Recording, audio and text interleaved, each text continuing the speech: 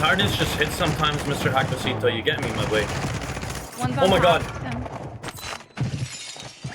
Broke him really bad. Oh my god. Same movie I've ever been in my life. Come on, then. Oh. I need help. I'm so close. Oh my god. Come on, then, Tim. Oh my god! What the fuck is happening? Baby.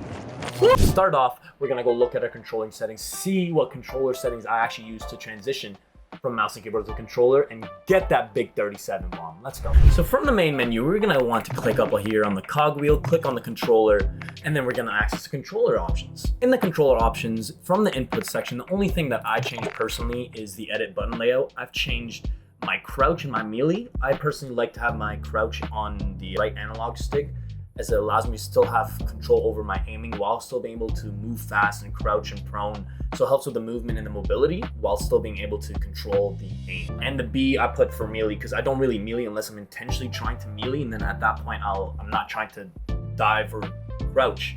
I'm trying to melee, so I'll just have it where I move my finger to B or circle.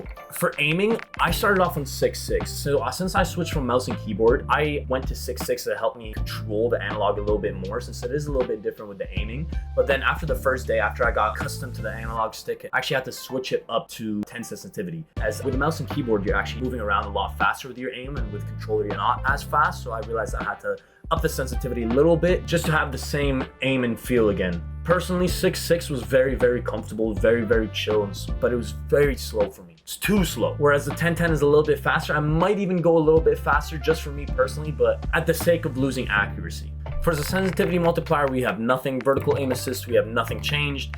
Aim down sight behavior, personally, I like to hold my aim down sights. For me personally, again, this is how I grew up playing CoD, so I just keep that the same. Automatic sprint, I like to just automatically sprint. I don't like to have to press down on my analog. I like to just be able to move fast again. I'm a big mobility person, so this goes huge for me. Equipment behavior, I like to hold it because then I can just hold it in my hand, and whenever I let go, it lets go, which kind of makes sense to me mentally.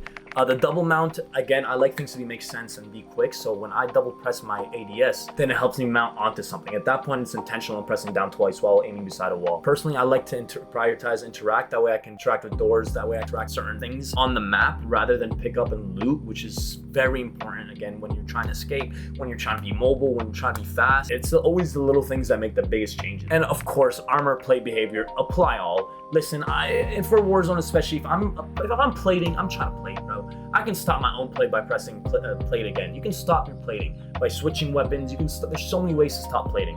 So you might as well just fully plate up, okay? Just fully plate up. And now we move to the advanced section. So in the advanced section, we have target aim assist, we have on. That way you actually have aim assist on. Aim assist will work with this. Aim assist type is default. So when the game first came out, it actually used to be Black Ops, but since then it's been nerfed. The best one so far is default. ADS aim assist on, third person ADS correction type assist, come on now. Aim assist response type, we want dynamic.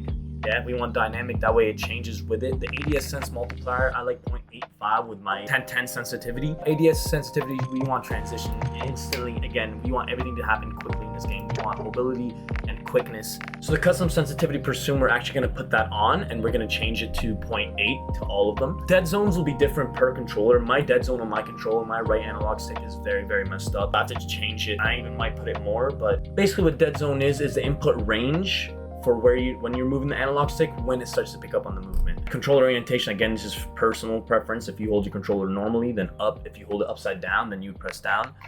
Gyro behavior, all this gyro, we don't use gyro. Gyro is no bueno.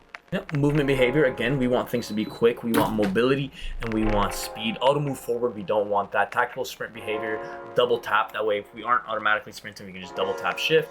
The grounded mantle we want on, but airborne mantle we do not want on.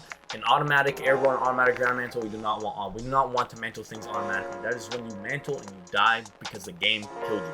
We want to turn that off and just put it on manual mounting. Invert slide and dive behavior, we're actually going to change to inverted because the dive is actually way more usable and way more feasible for situations than the slide, and we want to be able to access it quickly. Plunging underwater, we're going to go with movement, sprint, and look down to plunge. Parachute auto deploy is off, that way we can get closer to the ground and closer to the action faster without being shot through the air. Sprinting door bash on, that way we can actually just bash through doors when we're sprinting. We're going to change the ledge hang mantle behavior to mantle only, that way we choose when we mantle over ledges, we don't just run towards it. So ADS flick swap off, backpack alternate control off, weapon mount movement exit on, that way whenever we move it takes us out of the weapon mount. Weapon mount exit delay, we're gonna have that at short. Depleted ammo weapon switch, that way your weapon switches whenever your ammo runs out by itself. Personally for me, quick C4 detonation, I like to have this off, as you can just double press square or X to blow your explosive, so this way we can just keep throwing C4s. And again, everything short as we want quick and mobile. Love you my Simity Sims, and I hope you enjoyed.